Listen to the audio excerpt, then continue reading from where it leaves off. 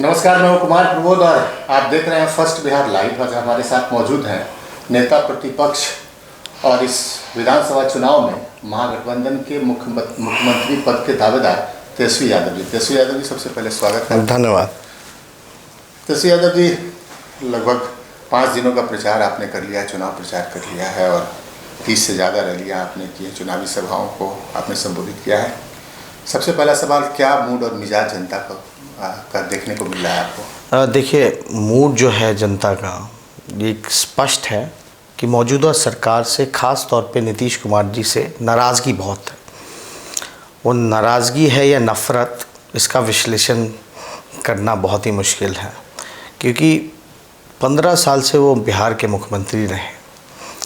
बेरोज़गारी पे वो बात नहीं करते, कारखाने के बारे में अब बात नहीं करते, पलायन के बारे में, गरीबी के बारे में, भूखमरी के बारे में, इन तमाम ऐसे बिंदु हैं जिस पे वो चर्चा नहीं करना चाहते हैं। और 15 साल जब उनको मौका मिला तो जनता को बड़ी उम्मीद थी कि कुछ नीतीश बाबू जो हैं कुछ करेंगे, उनके लिए, गरीबों के लिए करेंगे, नौजवानों के लिए करेंगे। लेकिन कुछ सालों से देखा जा रहा है तो एक तानाशाह रवैया अपनाने का काम किया है। मज़दूर का जो सिलसिला रहा, साफ उन्होंने मना कर दिया, किसी को आने नहीं देंगे। बाढ़ पीड़ितों से मिलने नहीं जाते रहे। हम लोग जब हंगामा किए कि भाई आपके पास तो हेलीकॉप्टर भी, आप जाकर के पीड़ितों से मिलिए, तब जाकर के निकलने का काम किया। कोरोना के समय जब बाढ़ था, देखिए कोरोना तो अभी भी है, लेकिन अभी भी वो चुनाव प्रचार कर रहे हैं। कोरोना तो बाढ़ दोनों साथ ही आया, बिहार में डबल मार रही। उस समय हम लोग भी चंपारण के इलाकों में गए, मिथिलांचल के इलाकों में गए, छपरा प्रमंडल में गए, गंडक का उफान था, आप लोगों ने भी देखा होगा। तो कोरोना में तो हम लोग निकले ही, लेकिन अभी भी तो कोरोना है, तो मुख्यमंत्री अभी निकल रहा है। सेवा के लिए नहीं निकले, आंसू पोंछने के लिए नहीं निकले, लेकिन वोट के लिए निकल रहे हैं। वो तो कह रहे हैं मेवा खाने वाले आप लोग हैं, वो तो सेवा करने वाले हैं। वो तो साफ दिख रहा है ना। अब यही उनका था तो लालू जी के पैर पे क्यों गिर करके भाई महागठबंधन में शामिल हुए, बनाया गया, और हमको डिप्टी सीएम क्यों बनाया गया। और जहाँ तक मेवा की बात है तो आप देखते होंगे नीतीश कुमार जी कभी मेरे 18 महीने उप मुख्यमंत्री की पद पे जब हम थे, 3 डिपार्टमेंट था, तब 18 महीने की चर्चा क्यों नहीं करते हो। 18 महीने वो अभी बोलते हैं कि अनुभव नहीं है, परिपक्व नहीं है। मेवा की जहाँ तक बात आती है तो मेरे को तो तभी देखा जा सकता है ना, मेरे को जो जज करने की जो बात कही जा रही है उसी 18 महीने से आप जज करोगे कि हमने 18 महीने में एक दाग बता दीजिए। हम तो अभी भी खुला चैलेंज देते हैं कि एक दाग बता दीजिए। बल्कि भ्रष्टाचार को रोकने के लिए तो हमने कमेटी बनाई प्रधान सचिव के नेतृत्व में। वो कमेटी का क्या काम था? टेंडर का, ईओटी का, वेरिएशंस का, जितने भी फाइलें आती थी, वो एस्टिमेट का फाइल जो मंत्री के पास आता था। मान लीजिए मंत्री को क्या पता कि कितना ईंट लगेगा किसी बिल्डिंग में, कितना गिट्टी लगेगा, कितना छड़ लगेगा, किस कॉन्ट्रैक्टर को कितना एक्सटेंशन देना है। ये तो मंत्री का काम नहीं। मंत्री का काम है पॉलिसी मेकिंग, उसको तय करना, भाई ये रोड बनाना है, उसका इंस्ट्रक्शन जाना है। लेकिन टेंडर किसको जाएगा, कितना, मान लीजिए वेरिएशन, लागत जो होती है समय समय पर बदलता रहता है, लंबा प्रोजेक्ट होता है 4-5 सालों का, तो ये मंत्री तो तय नहीं करेगा। इसको लेकर के हमने कैबिनेट लेकर के हम प्रपोजल लेके गए, कमेटी बनाया गया। कई लोगों ने विरोध भी किया था, जो समय मौजूदा प्रभावी मंत्री रहे थे जदयू के, उन लोगों ने विरोध भी किया था इसका, लेकिन हमने वो मनवाया। जहाँ तक काम की अगर बात की जाए तो 200 करोड़ रुपए का जो सीआरएफ फंड था, देखिए उस समय एनडीए बीजेपी की सरकार अलग थी केंद्र में, अभी तो इकट्ठे हैं, 2010 से इकट्ठे हैं, 2005 से इकट्ठे हैं। लेकिन तब से 200 करोड़ तक ही सीआरएफ फंड था। मेरे आने के बाद 1000 करोड़ आया। आप देखिएगा 53 आरओबी जो है 2010 से फंसा हुआ था, वो मेरे टाइम में शुरुआत हुआ। गांधी सेतु का काम जो है वो हम लग करके कई बार हमारी मुलाकात नितिन गडकरी जी से हुई, और कई बार जब नितिन गडकरी यहाँ आए थे छपड़ा में तो उन्होंने भी हमारी तारीफ़ की थी।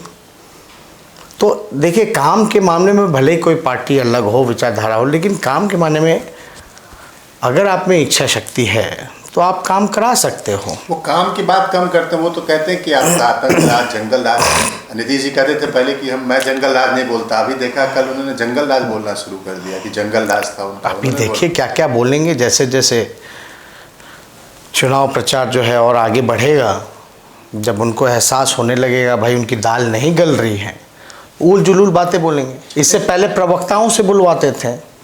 अभी हत्या का जो केस था, क्या हुआ उसमें? दिल्ली में प्रेस कॉन्फ्रेंस किया गया, संबित पात्रा ने किया, जो मुख्य राष्ट्र प्रवक्ता हैं बीजेपी के। यहाँ जेडीयू के मुख्य प्रवक्ताओं ने प्रेस कॉन्फ्रेंस करके इल्ज़ाम लगाया मेरे ऊपर, क्या क्या उल जुलूल बोला गया, लेकिन नतीजा क्या आया? तो इस तरह के पॉलिटिकल विंडिक्टिव हो करके इस राजनीतिक षड्यंत्र के हिसाब से लोग हमको बदनाम करते रहे, लेकिन दूध का दूध पानी का पानी हो गया। अब आप ये बताइए, कोई भी जंगल राज था नहीं था, आप एक पैमाना होना चाहिए ना कि आप किससे, आप अगर कंपेयर कर रहे हैं तो आप डेटा लेकर के कंपेयर कीजिएगा। हम मानते हैं 2015 से उसके आगे का 18 महीना आप निकाल लीजिए, एनसीआरबी का। मेरा आंकड़ा नहीं है, आपका आंकड़ा नहीं, किसी और का नहीं है, केंद्र एजेंसी का है, ठीक है। 2015 का 18 महीना का निकाल लीजिए और 2015 के 18 महीने के बाद का अब तक का आप आंकड़ा निकाल लीजिए, देख लीजिए अपराध कब बढ़ा। हमारे जाने के बाद सृजन घोटाला, हमारे जाने के बाद बालिका गृह मुजफ्फरपुर कांड, कई हत्याएं हुई, वेबसाइटों पर इतनी ज़्यादा रंगदारी हुई, हत्याएं हुई, उसके बाद पता नहीं सुशील मोदी जी क्या कर रहे थे। वो तो बोल रहे हैं कि 20 अपराधी आप बढ़वा इस बार। सुशील मोदी बोल रहे हैं कि 20 अपराधियों को आपने टिकट दे दिया इस बार। देखिए, सुशील मोदी जी अफवाह मियाँ हैं, कुछ ना कुछ वो बोलते रहते हैं।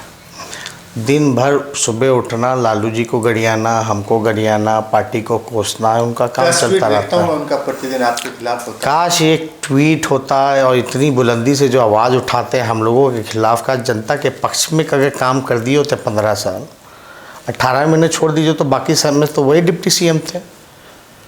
और किसी की भी बात करते हैं उनके दल में, क्या नीतीश जी ने मंजू वर्मा जी को टिकट दिया, उस पर कोई टिप्पणी नहीं की। आनंद सिंह जब उनके साथ थे तब कोई टिप्पणी नहीं की गई। 2005 में किन लोगों का समर्थन लिया गया उस पर वो कभी टिप्पणी नहीं करते। अब गोपालगंज में क्या हो रहा है नहीं हो रहा, उस पर तो वो मुंह में लग रहा था रसगुल्ला डाले हुए, मुंह में दही जमा हुआ था। जब पीड़िता रामेश्वर कुशवाहा जी की जो धर्मपत्नी जब अनशन पे बैठी, तब तो वो कुछ नहीं बोल रहे थे। तो देखिए, ये इनका अब दाल नहीं गलने वाला। अब सुशील मोदी जी का जो असली चेहरा है वो सामने आ गया। सुशील मोदी जी तो बीजेपी के नहीं, वो तो नीतीश जी के हैं। बीजेपी के लोग ही नफरत करते हैं सुशील मोदी जी से, ये हकीकत है। भले ही कैमरा के सामने कोई ना बोले, लेकिन पीठ के पीछे सब बोलता है। तस्वीर एक इन आरोप प्रत्यारोप से ऊपर हम एक देखें, एक बात हमने देखा है, किया है, सभाओं को देखा है, सुना है, आप बिहार की पॉलिटिक्स को बदलना चाह रहे हैं। दरअसल देखिए, बिहार में हमने देखा है, बात तो भले ही विकास की हो कुछ हो, लेकिन चुनाव वो जाति के आधार पर लड़ा जाता रहा है। हम देखते हैं कि शायद ये पहला मौका है कि आरजेडी की सभा में, और आरजेडी की सभा तो आप कर रहे हैं, कि जाति की बात नहीं हो रही है और सिर्फ विकास, बेरोजगारी, इनकी बात हो रही है। तो ये जो पॉलिटिक्स को बदलने का, और मतलब जो जाति आखिरी सच हम मानते हैं, तो उसको चेंज करने की आप कोशिश कर रहे हैं, आपको लगता है कि इसमें सक्सेसफुल आप साबित हो पाएंगे? देखिए, जाति है, ये सच्चाई है, इसे कोई इनकार नहीं कर सकता, ना आप ना हम जनप्रतिनिधि हैं और नेता हैं। हमको जनता का जो मिजाज जो है, जो उनकी चाहत है, वैसे ही हमको काम करना है। ये तो जनता की मांग है भाई, जात पात से ऊपर हट करके, धर्म की राजनीति छोड़ करके अब काम की बातें हो, मुद्दों की बातें हो, वही बात हम कर रहे हैं। आज देख लीजिए ना, बेरोज़गारी है तो ऐसा नहीं ना कि फलना जात में ही बेरोज़गारी है, चाहे अगड़े हों, पिछड़े हों, अति पिछड़े हों, दलित हों, अल्पसंख्यक हों, हर वर्ग में है, हर जात में है, हर धर्म में है बेरोज़गारी। गरीबी वही हाल, भूखमरी वही हाल, पलायन वही है। पलायन को लेकर के आप देखिएगा, अच्छी जो संपन्न लोग भी हैं वो भी उच्च शिक्षा के लिए बाहर जाते हैं। जो गरीब है, जिसको खाने का ठिकाना नहीं है, वो मजदूरी के लिए बाहर जाता है। जिसके पास इलाज कराने की यहाँ सुविधाएं नहीं हैं, चाहे गरीब हो, एम्स चला जाता है दिल्ली, यहाँ नहीं होता। तो इन मुद्दों पे बात होनी चाहिए। बिहार की तरक्की उत्थान की बात होनी चाहिए, बेरोजगारी मिटाने की बात होनी चाहिए, गरीबी पे, किसान पे, इन सारे मुद्दों पर हम लोगों को बात करना है। और ये जनता चाहती है, और हम वैसे भी युवा हैं, नए सोच के हैं, नया बिहार बनाना है। तो हम तो सारी जातियों को, सारे धर्म के लोगों को, हर वर्ग को साथ लेकर के चलना चाहते हैं। कई बार हम लोगों पे आरोप लगाया गया कि आप भाई जो है विशेष जाति की पार्टी है।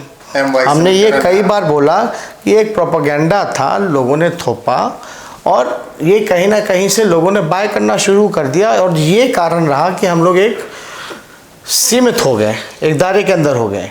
लेकिन सच्चाई ये नहीं है। हमने बोला ये A to Z की पार्टी है। जहाँ तक रिप्रेजेंटेशन, आप बताइए, मनोज झा जी को राज्यसभा भेजा गया, ब्राह्मण हैं, अमरिंदर सिंह जी को भेजा गया राज्यसभा, चाहे कोई बात नहीं। अभी जो टिकट जो डिस्ट्रीब्यूशन हुआ पूरे महागठबंधन में, तो 14 से 15 भूमिहार भी हैं, ब्राह्मण भी हैं, 14-15। हम लोगों ने अति पिछड़ों को लगभग 24 से 25 टिकटें दी। चाहे दलित हो, ST हो, तमाम जातियों को जो है हमने कोशिश की कि भाई जो हम रिप्रेजेंटेशन जब दें तो कोई ऐसा समाज, ऐसी जाति ना छूट जाए। लेकिन आप जब रिप्रेजेंटेशन की बात करते हैं, महागठबंधन की बात करते हैं, तो आपको लगता नहीं कि जो कांग्रेस ने जो टिकट बांटा, थोड़ी कसर रह गई थी इसमें?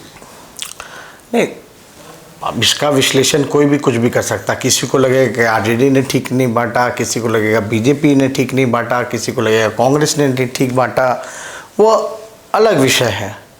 अल्टीमेटली जो भी निर्णय हम लोगों ने लिया है, समय को देखते हुए, परिस्थिति को देखते हुए, वो सही निर्णय है। लेकिन आप जो चाहते थे, अब एक विवाद अब अनावश्यक खड़ा हो गया कि जाले में उन्होंने मजकूर उस्मानी को टिकट दे दिया। ये विवाद से बचा जा सकता था। देखिए, सच्चाई क्या है उस पे जाना चाहिए। कोई विवाद ज़बरदस्ती का खड़ा करना चाहे, उसमें हम लोगों को फंसना नहीं चाहिए। मुद्दे पर हम लोगों को बात करनी चाहिए। लगता नहीं कि 70 सीट थोड़ा ज़्यादा हो गई कांग्रेस को? नहीं, 70 कांग्रेस लड़ रही है तो तेजस्वी तो लड़ रहा है, महागठबंधन लड़ रही है ना। अगर हम 144 पे हैं तो वो कांग्रेस भी लड़ रही है, लेफ्ट भी लड़ रही है।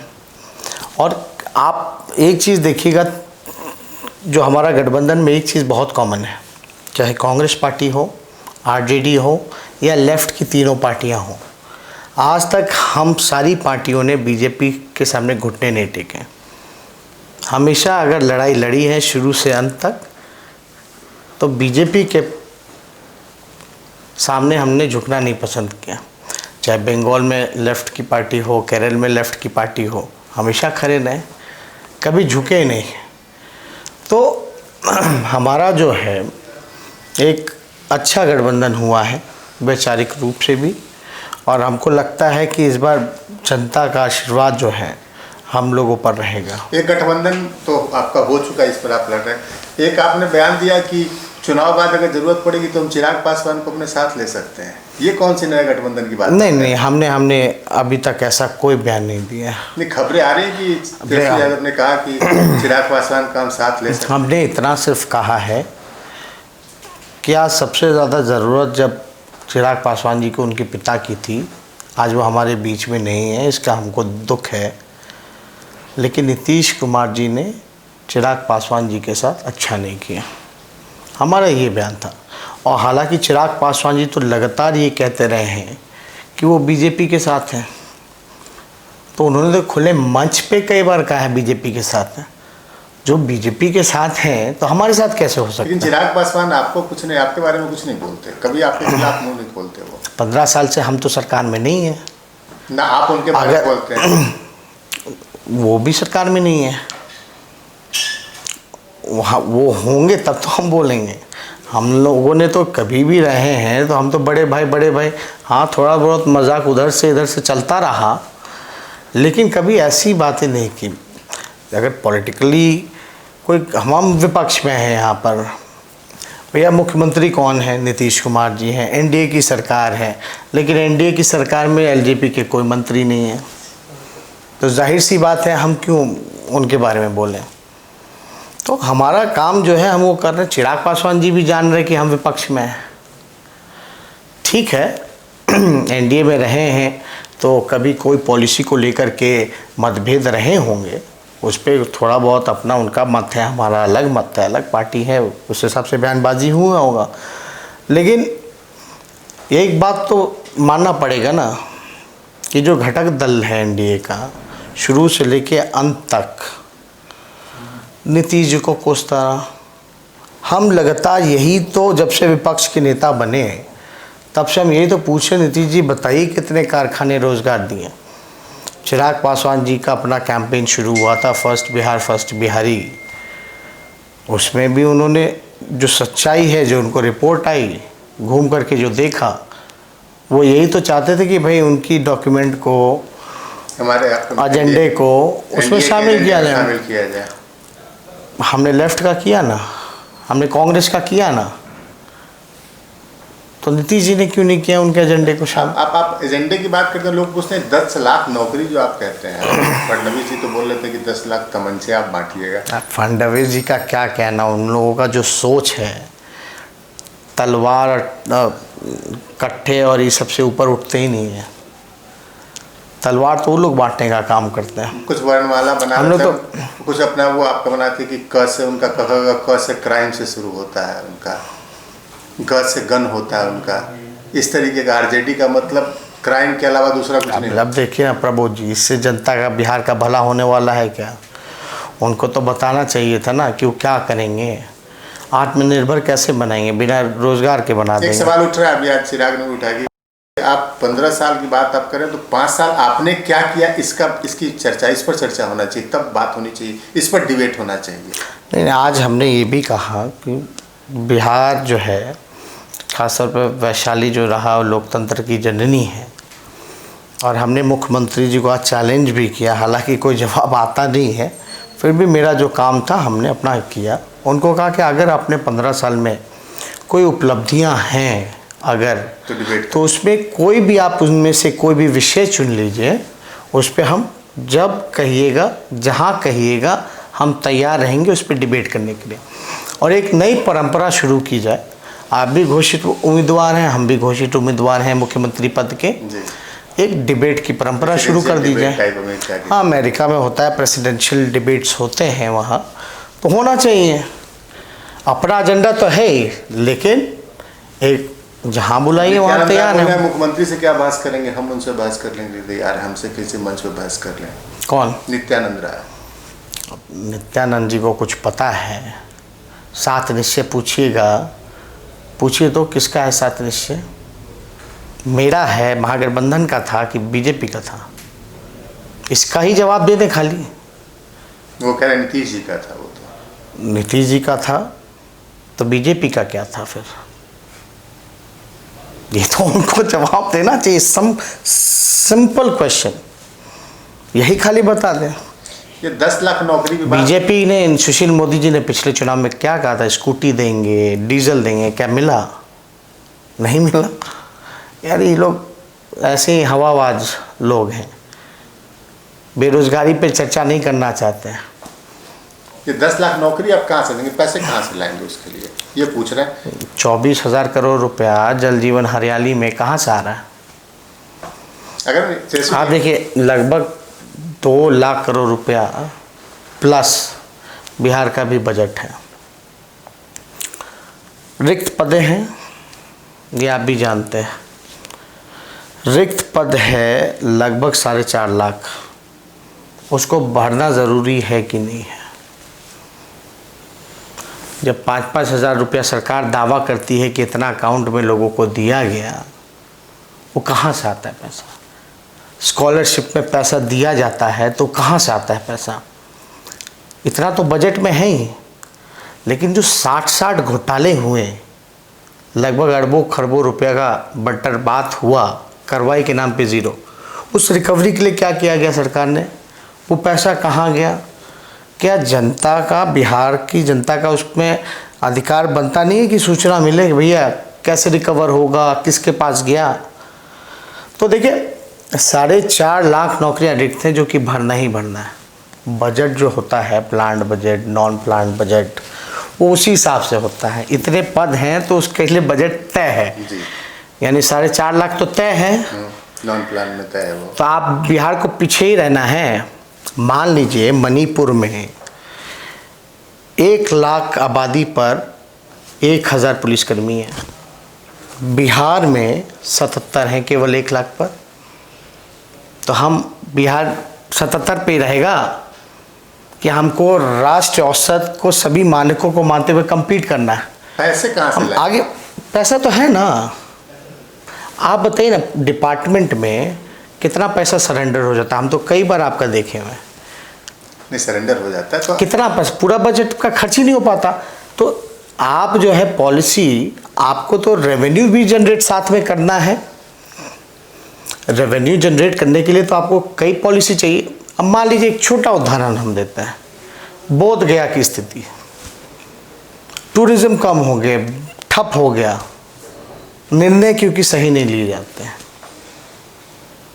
बिहार फाउंडेशन है, बिहार फाउंडेशन का चेयरमैन होता है डिप्टी सीएम। बिहार फाउंडेशन का काम होता है कि जितने भी एनआरआईज हैं या बाहर दूसरे राज्यों में रहते हैं, ब्रांडिंग, बिजनेस, बॉन्डिंग, इस पे क्या काम किया गया? लेकिन उसका बजट तय है, कहाँ पैसा खर्च हो रहा है, उसका उपलब्धि क्या है? तो ये सारी चीज़ अगर सही पैसा सही जगह लगाया जाए तो हो सकता है। अब लोग मजाक उड़ाएंगे कि राष्ट्र का, केंद्र सरकार का भी 2 से 3% शिक्षा में बजट है, लेकिन हमने कमिट किया है, संकल्प जो हमारा है, जो सच होने वाला है, उसमें 12% का है बजट का पूरा। क्यों नहीं कर सकते?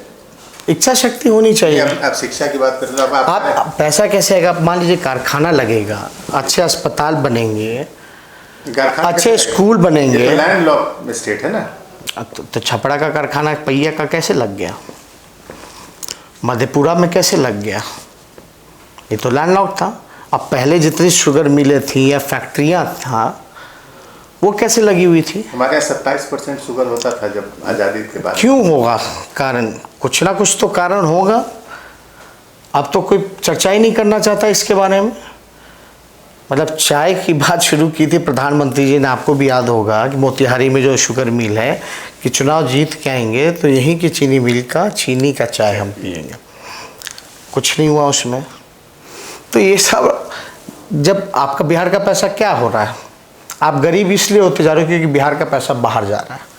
शिक्षा में अब देख लीजिए, पुणे से लेकर के, बैंगलोर से लेकर के, इलाज के लिए लोग बाहर जाते हैं, बाहर खर्च करते हैं। आप देख लीजिए, रोजी रोटी कर रहे हैं, अच्छे लोग जो हैं संपन्न हो गए, अच्छी नौकरी मिल गई, लोग बाहर सेटल हो गए। यानी जो बिहार का अधिकार, तो यहाँ अगर अच्छे इंफ्रास्ट्रक्चर हम देंगे, अच्छे अस्पताल हम बना के देंगे, अच्छे हम कॉलेज यूनिवर्सिटीज़ अगर बना के देंगे, फूड प्रोसेसिंग यूनिट्स लगेंगे, टूरिज़्म को हम बेहतर बनाएंगे, स्पोर्ट्स कल्चर को हम आगे बढ़ाएंगे। अब एक मैच होगा, इंटरनेशनल क्रिकेट मैच, लास्ट कब हुआ होगा आपको याद होगा? 95 में वर्ल्ड कप हुआ था, हाँ, जिम्बाब्वे वर्सेस कीनिया। हम छोटे थे, फोटो भी आप देख सकते हैं, उसी दौर की बात है। अब बताइए, एक स्टेडियम बनेगा तो होटल का बिजनेस बढ़ेगा, लोग आएंगे दूर दूर से, दर्शक से, विदेशों से आएंगे, लोग टिकट खरीदेंगे, लोग रहेंगे, खाएंगे, घूमेंगे। और जो आएगा बिहार, वो एक बार तो मत्था टेकने गुरुद्वारा जाएगा, पटना के नालंदा विश्वविद्यालय जाएगा, बोध गया जाएगा। आपने वो एनवायरनमेंट ही नहीं दिया ना। नीतीश जी कहते हैं कहाँ तल्ख हो जाते थे तेजस्वी जी आपका नाम से, क्यों तल्ख हो? अरे कुछ जानता मानता है नहीं, ट्वीट करता रहता है, बोलता रहता है, कुछ पता हो तब तो क्यों तल्ख हो जाते हैं नीतीश जी? अब ये कारण हमको नहीं पता, क्योंकि मेरे सवाल का उनके पास जवाब नहीं रहता। हमको जहाँ तक लगता है उन्होंने शायद भाषा बड़ी अच्छी होती है अमूमन, लेकिन जैसे ही आपकी बात आती है, कुछ जानता वानता तो है नहीं, ट्वीट करता रहता है, दिन भर ट्वीट करता रहता है, ये आखिर क्यों ऐसा नीतीश जी करने लगते हैं? अरे तो ट्वीट करना क्या अपराध है क्या? अब तो वो भी ट्वीट करते हैं, आगे उसी लाइन पे चिचियाना, चीची करना, लेकिन ट्वीट करके भी चिचिया रहे हैं। तो हम उस पर हम टिप्पा टिप्पणी, देखिए अब मेरा काम है, हम तो डिप्टी सीएम थे, आप चोर दरवाजे से बीजेपी को सरकार मिला है, हम विपक्ष के नेता बन गए। अब जो जिम्मेदारी मिली हम उसको नहीं निभाएं। अब जनता के सवाल हम नहीं पूछे, किससे पूछेगा? विपक्ष का नेता किससे सवाल पूछेगा? डोनाल्ड ट्रंप से नहीं ना पूछेगा, अमेरिका के राष्ट्रपति से। हम तो नीतीश कुमार से सवाल पूछेंगे ना। बिहार के लोगों का अगर काम नहीं होगा तब तो हम नीतीश कुमार जी से सवाल पूछेंगे। लोग कहता है कि बीजेपी को कम क्रिटिसाइज करते हैं, नीतीश कुमार को ज़्यादा करते हैं। भाई बीजेपी का चेहरा वही है ना यहाँ पे, और सुशील मोदी जी तो बीजेपी में है ही नहीं, वो तो नीतीश जी की एक पार्टी है। लेकिन बीजेपी की नुमाइंदगी तो सुशील मोदी। आप देखें केंद्र के जितने फैसले हुए हैं, चाहे पार्लियामेंट में भी हमने विरोध किया है, सड़क पे भी हम उतर के विरोध किया, लेकिन बिहार में तो चेहरा नीतीश कुमार है बीजेपी के, तो हम तो उन्हीं से सवाल करेंगे ना। अगर मेरा सवाल का जवाब नहीं है, नहीं देना चाहते तो ना दें। अब तो देखने लगे हैं कि नीतीश जी बोलते हैं अब ये भी जेल जाएगा, वो भी जेल जाएगा, मतलब ये कही जा रही बात थी, ये बड़ा आपकी बारी है। देखिए हम तो राजनीति में आए थे कि भाई बड़ा ईमानदारी से हम काम करेंगे, क्रिकेट खेलते थे, लेकिन किस्मत हमको यहाँ लेके आई, मौका दिया एक जनसेवा का, हम इस काम में लगे हुए हैं। अब मेरे से अब तरह तरह के केस मुकदमे हुए, दबाने की कोशिश की गई। एक फिल्मों में देखा करते थे डर्टी पॉलिटिक्स, हम आए नए हैं, नए सोच के साथ कि भाई मौका मिलेगा, अच्छा काम करके दिखाएंगे। तो हम उस हिसाब से हम अपना शुरुआत किए, काम कर रहे हैं। अब जो डर्टी पिक्चर, जो डर्टी पॉलिटिक्स जो है, अब वो पिक्चर वाली हाल हो रही है। वाकई में इतने षड्यंत्र रचे जाते हैं बदनाम करने में। जुबान से सुने विपक्षी पार्टी की कि आप माल बनाने आए हैं पॉलिटिक्स में। अरे भाई तो देश की सबसे बड़ी एजेंसियां लगी है ना, कोई छूटा हो तो वो भी लगा दो, इससे ज़्यादा हम क्या कर सकते हैं? क्यों टारगेट किया जा रहा है? अगर आप कह रहे हैं कि तेजस्वी यादव को टारगेट, उनको लगता है कि उनकी कुर्सी खतरे में है। आपको लगता है कि देखिए ये काम पॉलिटिकल वेंडेटा, राजनीतिक षड्यंत्र तो तभी होता है ना जब किसी आदमी को खतरा नज़र आने लगता है। और ख़ास तौर पर नीतीश कुमार जी का पहला और आखिरी प्यार तो कुर्सी है।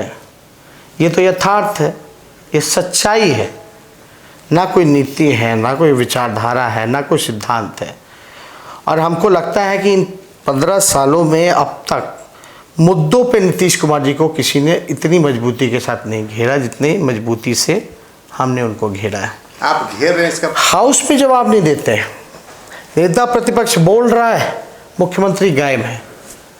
हालांकि अभी जो कोरोना काल में जो हुआ, परंपरा ये रही है कि पहला जो है आप विधानसभा में डिबेट होगा, वो डिबेट खत्म होने के बाद मुख्यमंत्री को अपर हाउस में काउंसिल में जाना होता है।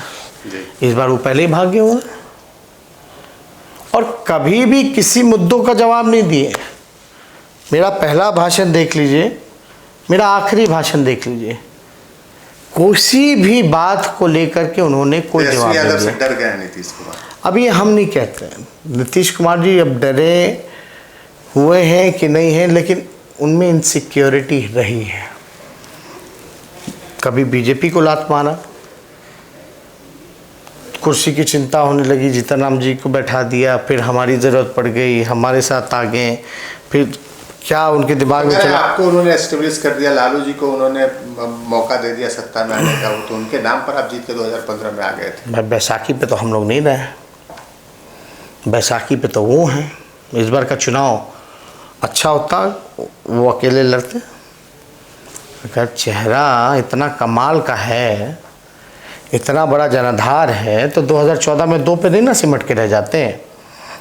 और 90 से ले 93-94 के बाद से समता पार्टी बनी। उससे पहले भी एक पार्टी थी, नाम हम रिकॉल नहीं कर पा रहे। जनता दल जॉर्ज, फिर उसके बाद हाँ, उसके बाद समता पार्टी। तब से अकेले कभी लड़े हैं, 2014 का भी लड़े तो सीपीआई के साथ था, जिसमें कि 2 सीटों पे सिमट के रह गए। तो हमारे साथ गठबंधन क्यों किया फिर? और फिर यहाँ से फिर बीजेपी के पास। प्रबोध जी एक बात बताइए कि स्थिर सरकार रहेगी तभी ना विकास होगा। स्थिर सरकार होती नहीं है। नीतीश कुमार जी कभी इधर कभी उधर, 4 साल में 4 सरकार देख ली है। ये हाल तो झारखंड में हुआ करता था, वहाँ तो नंबर्स नहीं हो पाते थे तब होता था, यहाँ तो नंबर्स हैं फिर भी होता है। तो आपको लगता तो इस पे तो सवाल पूछना चाहिए ना। आपको लगता है कि आप स्थिर सरकार दे पाएंगे आप? नहीं, ये लोकतंत्र में ये बहुत ही खतरा है, मैं इसको खतरनाक मानता हूँ, क्योंकि ये जनादेश के खिलाफ काम है, मैंडेट के खिलाफ। मतलब जनता ने जिसको पसंद किया और नापसंद किया, आप कभी इधर कभी उधर करते रहते हो। एक नीति होनी चाहिए, एक सिद्धांत होना चाहिए, नैतिकता होनी चाहिए कि भाई एक प्रिंसिपल कि नहीं, सिर्फ नंबर्स पे गेम नहीं होना चाहिए। अभी तो लोग इस तरह की बयानबाजी वगैरह करते रहते हैं कि भाई जिधर दो पल रहा, लेकिन इस बार बिहार जो है, ये सारे अर्थमेटिक और इनके जो नंबर्स के गेम, जो गुना भाग जोड़ तोड़ जो करते हैं, इस बार बिहार की जनता तय कर लेगी। आपको लगता है कि जो 15 साल का ये डर दिखा रहा है वो लोगों के मन में इस बार नहीं बैठेगा? कैसे जी, हम चाहते हैं कि आखिर जनता में सवाल पूछेगी, क्या 15 साल उसी 15 साल की वापसी नहीं हुई जिसका डर ये दिखा रहे हैं? क्या कहेंगे आप इसके जवाब में लोगों से? पहली बात, क्या वो डर जब हम 18 महीने थे तो लोगों में था? ऐसा कौन सा भय हो गया था हमारे काम से? आप मेरे को तय कीजिएगा, जज कीजिएगा, तो फिर वही 18 महीने में ही जज करोगे ना। तो उस 18 महीने में ऐसा कौन सा भय था लोगों के मन में? हम तो ये बोल रहे हैं, एनसीआरबी का आंकड़ा देख लीजिए। अब तो हमको कहना नहीं चाहिए, जितना बीजेपी इंटरफेयर कर रही है इनको सरकार में, हमने तो कोई इंटरफेरेंस ही नहीं की थी। सवाल है कि किसका चल रहा है? बीजेपी की चल रही है, किसकी चल रही है? आप नीतीश कुमार की चल रही है? नीतीश जी अभी पूरी तरीके से बीजेपी के हाथों में है। नीतीश जी का कोई चल नहीं रहा, और नीतीश जी का इसलिए नहीं चल रहा क्योंकि बीजेपी जान रही कि नीतीश जी के चेहरे में दम नहीं है, वो तो कह रही है, वो कमज़ोर है। हम तो कह रहे हैं इन्हीं को हम सीएम बनाएंगे, बीजेपी कह रही है। कहने दीजिए उन लोगों को, बोलना चाहे किसी को कितनी सीट है, हम तो इन्हीं को बनाएंगे सीएम। अब इस पे हमको सीएम तो हमने नहीं सुना, लेकिन नेतृत्व की बात की है कि इनके नेतृत्व में चुनाव लड़ेंगे। कल वो किसी इंटरव्यू में बोल रहे थे कि हम चाहे कितना भी किसी को सीट आए, हमने तो इसको सार्वजनिक तौर पर इसको किया, तो इन्हीं को सीएम बनाएंगे। ठीक है, बीजेपी को भी ले डूबेंगे, बीजेपी को भी ले डूबेंगे। अरे आप देखिए ना, आश्चर्य की बात है कि विश्व की सबसे बड़ी पार्टी है, लेकिन बिहार में कोई चेहरा नहीं है। जब हम लोग मेंबर्स की बात करते रहे हैं, कितने सदस्य बनाए, कितने लोगों ने सदस्य बनाए थे, चाहे जेडीयू ने, इधर डिजिटल रैली इन लोगों ने किया, उतने लोग भी नहीं जुट पाए, पूरी तरीके से रिजेक्ट कर दिया। और देखिए बीजेपी के जहाँ तक लगता है, हम वैसे मेरे को टिप्पणी करने का कोई अधिकार नहीं है, लेकिन फिर भी आपने पूछा है तो मेरा हमको जो लगता है वो बताना चाहिए कि बीजेपी के वर्कर लोग भी चाहते हैं कि उनका अपना सीएम हो। ये आम जन में ये फीलिंग रही है, जो वर्कर है, क्योंकि नीतीश जी लड़ाई में है ही नहीं। हम जब घूम रहे हैं, मैं तो काम बड़ा आसान कर दिया कि नीतीश जी को चेहरा बना दिया। लोग ऊब चुके हैं, थक चुके हैं उनको देख कर। आपको फायदा हो गया नीतीश? फायदा है जाहिर से तौर पे। क्या प्रेडिक्ट करते हैं आप इलेक्शन रिजल्ट को लेकर? देखिए कोई नंबर्स हम नहीं बताएंगे, लेकिन बड़ा कंफर्टेबल मेजॉरिटी में हम लोग गवर्नमेंट में आना। मतलब आपको लगता नहीं है कि जो स्थितियाँ है वो आपके अनुकूल नहीं है? और अच्छी है इस बात की, लोग मुद्दे पे बात करना चाहते हैं।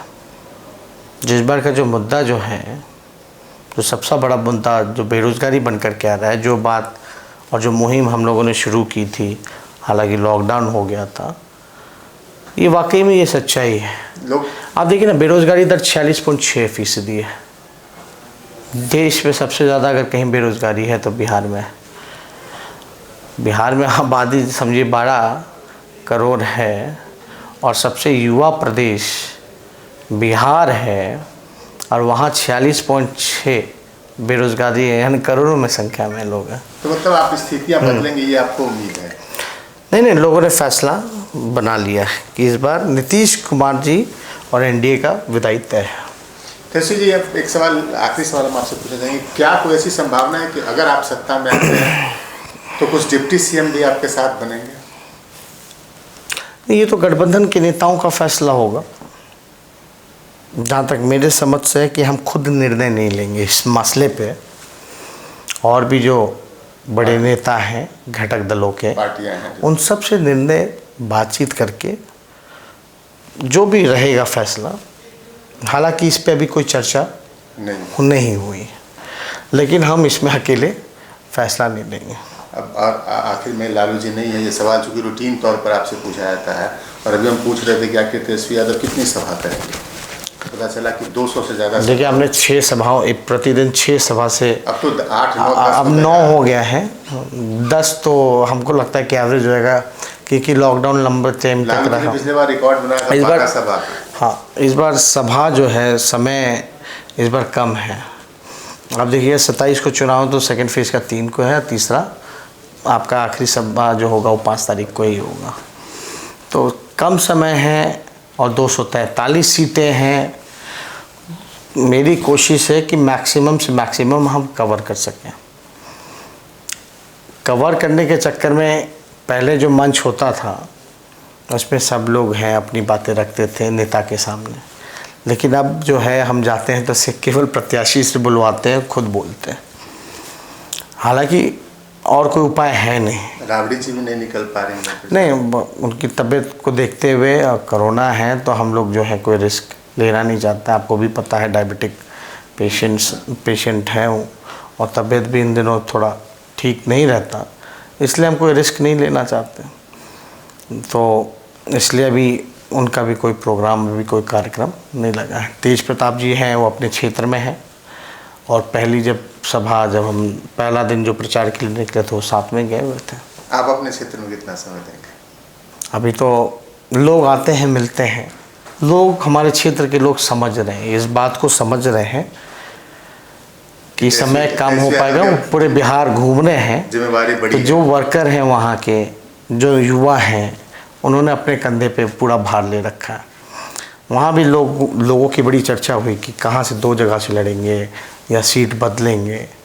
हम पूरी तरीके से कॉन्फिडेंट थे, वहाँ कोई लड़ाई नहीं है, और हमने तय किया कि नहीं, हमको राघोपुर की जनता पे पूर्ण विश्वास है, हम लड़ेंगे तो एक जगह से लड़ेंगे।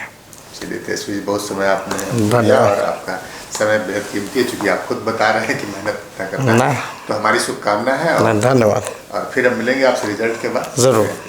तो ये हमारे साथ थे तेजस्वी प्रसाद यादव जी, नेता प्रतिपक्ष, और इस विधानसभा चुनाव में महागठबंधन की ओर से मुख्यमंत्री पद के दावेदार। जो बातें इन्होंने कही वो आपने सुनी। देखना है जनता इन पर कितना भरोसा करती है। 10 तारीख को ये पता चलता है कि जनता ने तेजस्वी यादव की बातों पर सहमति जताई या नहीं। ये आगे नतीजे। नमस्कार।